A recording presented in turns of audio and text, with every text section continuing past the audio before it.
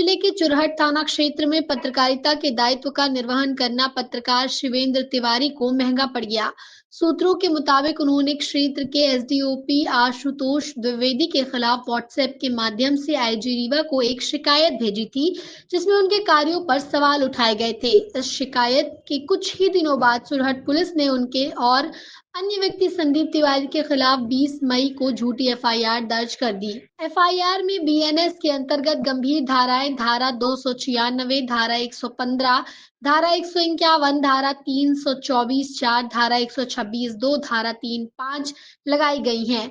हालांकि एफआईआर में जो समय और दिनांक दर्ज है, उसी समय संदीप तिवारी के रीवा में मौजूद होने की पुष्टि जीपीएस लोकेशन, व्हाट्सएप चैट, गवाहों और सीसीटीवी फुटेज से हो चुकी है। इससे ये स्पष्ट होता है कि ये घटना कभी घटी ही नहीं और एफआईआर पूरी तरह से मनगढ़ंत है। पत्रकारों के विभिन्न संगठनों ने इस घटना की निंदा की है। पत्रकार सुरक्षा मंच के संयोजक ने कहा है कि प्रशासन पत्रकारों की आवाज दबाने का प्रयास कर रहा है और ये लोकतंत्र पर सीधा हमला है। इस पूरे घटनाक्रम को लेकर शिवेंद्र तिवारी और उनके समर्थकों ने राज्यपाल, मुख्यमंत्री और गृह मंत्री से हस्तक्षेप की मांग की है। साथ ही आईजी रीवा से निष्पक्ष जांच और एफआईआर की न्यायिक समीक्षा की भी अपील की है। मेरा नाम शिवेंद्र तिवारी है। मैं सीधी जिले में पत्रकारिता करता हूँ। नैतिक क्रांति न्यूज़पेपर का संपादक हूँ। मैं 20/5/2025 को 4 बजे मेरे नाम एफआईआर हो जाती, मेरे भाई के नाम। जब हमने पता किया तो राम कुमार त्रिपाठी के द्वारा आवेदन दिया जाता है। तो एसडीओपी साहब मेरे को ये 7 मई को फ़ोन किए थे। 7 मई को जब फ़ोन किए, उसने पूछा राम कुमार त्रिपाठी के साथ क्या हुआ, शिवेंद्र मारपीट हुई है क्या? हम कहें सर नहीं हुई है मारपीट, ये हमारे पास रिकॉर्डिंग भी है, मारपीट नहीं हुई है, ऐसा कुछ नहीं हुआ है। फिर 8 तारीख को हमको 9:31, 9:37 हमको फ़ोन करते हैं, कहते हैं तुम्हारी पत्रकारिता गुरेज दूंगा, तुम अधिकारियों के खिलाफ कि वो शिकायत करते हो।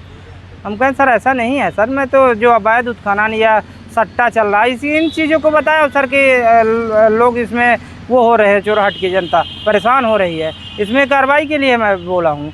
तो उसमें फिर इसके बाद एफआईआर हो जाती है। फिर पता किया तो उसमें संदीप तिवारी 4 बजे रीवा में उपस्थित था।